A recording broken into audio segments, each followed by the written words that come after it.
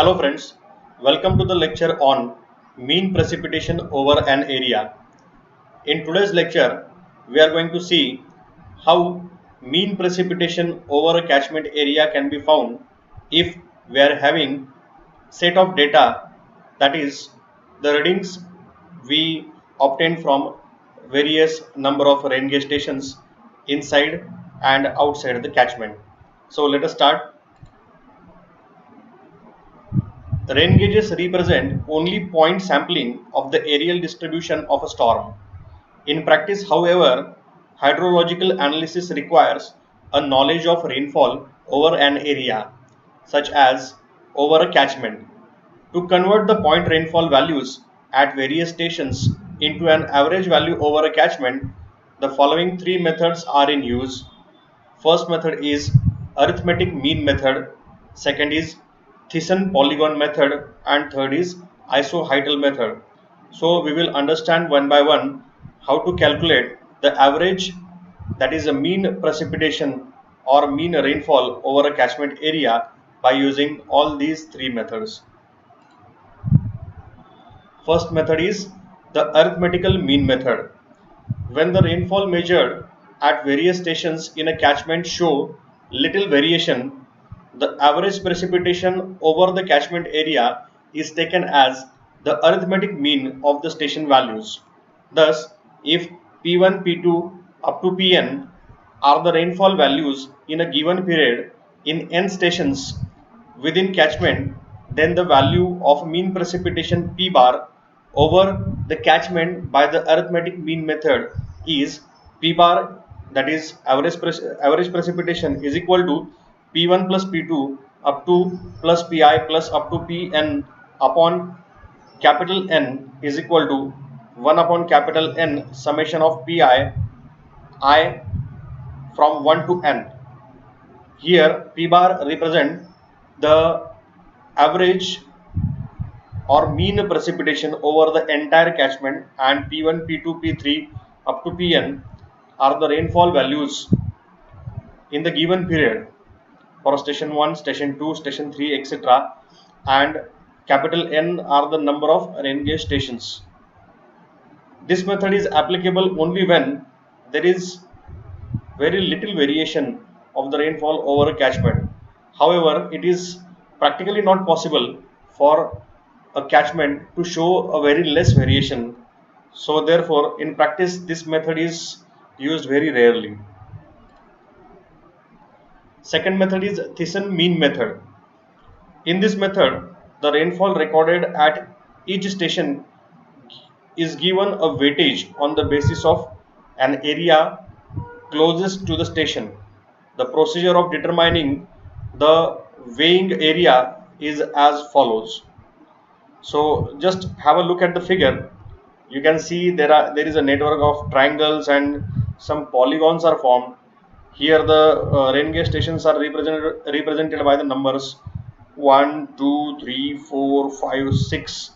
You can see that station 3, 5 and 6 are outside the boundary of this catchment, and inside the catchment you can see there is station 1, 2 and 4 lies in between. 6 stations and bounded by these polygons. So how to draw these polygons we will see. These are the areas and corresponding weightages. This particular figure, it is called as Thyssen polygons.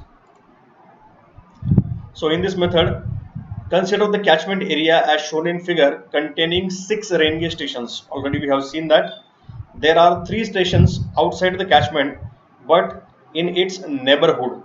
They are in vicinity to the catchment area.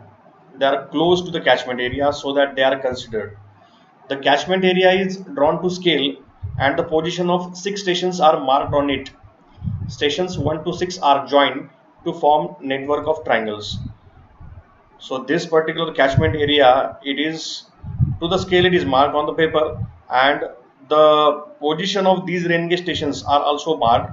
After marking the position of these rain gauge stations 1, 2, 3, 4, 5, 6, they are joined together to form a network of triangles. You can see 1 it is joined to 3, 1 to 6, 6 to 2, 2 to 1, 1 to 5, 6 to 5, 5 to 4, 4 to 3, 3 to 5. So they are forming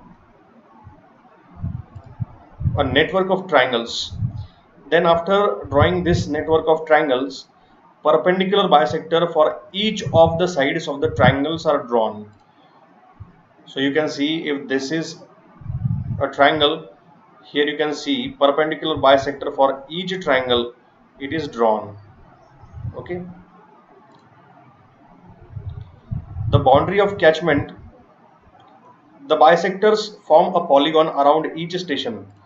These perpendicular bisector, they form polygons. You can see that here A, B, C, D, it is a polygon form around the station 1. If you consider station 2, here K, A, D, E, it is a polygon which binds or adheres to the station 2. These bisectors form a polygon around each station. The boundary of the catchment, if it cuts the bisector, is taken as the outer limit of the polygon. Thus, for station 1, the bounding polygon is ABCD. For station 1, the bounding polygon is A, B, C, D. Whereas for station 2, as already we have seen, it is K, A, D, E. For station 2, it is KADE is taken as the bounding polygon. These bounding polygons are called Thyssen polygons. The areas of these 6 Thyssen polygons are determined either with planimeter or by using an overlay grid. If P1, P2 up to P6 are the rainfall magnitudes recorded by stations 1, 2 up to 6 respectively, and capital A1, A2 up to A6 are the respective areas of the Thyssen polygons, then the average rainfall over the catchment capital P bar is given by P bar is equal to P1 A1 plus P2 A2 plus P3 A3 up to P6 A6 divided by capital A1 plus A2 plus up to plus A6. Thus, in general, for m number of stations, P bar, that is mean rainfall value, is equal to summation Pi Ai upon capital A, where I ranges from 1 to m. M is the number of stations, which is further equal to summation Pi Ai upon A. I ranges from 1 to m. Here, the factor Ai upon A, it is called weightage factor for each station. A is the total area of all the polygons together, that means the area of catchment, and I is the area of that particular polygon which is into consideration. For example, if you are considering station 1, so area 1 will be the area of polygon corresponding to station 1, and it is divided by the total area of the catchment. So a certain weightage is given to the area of the catchment, and further it is multiplied by the rainfall value of that particular station. So weightage is given to the rainfall value based on the areas. The Thyssen polygon method of calculating the average precipitation over an area is superior to the arithmetic average method, as some weightage is given to the various stations on a rational basis. Further, the rain gauge stations outside the catchment are also used effectively. Once the weightage factors are determined, the calculation of capital P is relatively easy for a fixed network of stations. Here you can see the weightages A1 upon A, A2 upon A are calculated for every polygon, and they are considered. And the last method is isoheital method. An isoheight is a line joining points of equal rainfall magnitude. In the isoheital method, the catchment area is drawn to the scale and the rain gauge stations are marked. The recorded values for which aerial average P bar is to be determined are then marked on the plot at appropriate stations. Neighboring stations outside the catchment are also considered. The ISO heights of various values are then drawn by considering point rainfalls as guides and interpolating between them by the eye. The procedure is similar to the drawing of elevation contours based on the spot levels. So here it is the simple method in which area of the catchment it is drawn to the scale on a paper, and further iso height means line joining points of equal rainfall magnitude are joined by visual observations. See, here are several rain gauge stations and corresponding uh, rainfall it is given. For station C it is 9.2, for station E it is 9.1. So likewise rainfall it is given to every catchment, and further drawing these ISO heights by visual observations, further P bar can be calculated. The area between two adjacent ISO heights are then determined with a planimeter between two adjacent ISO heights. Means what?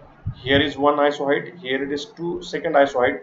So area between the two ISO heights, but the area corresponding to this will be the area inside the boundary only. It will be considered.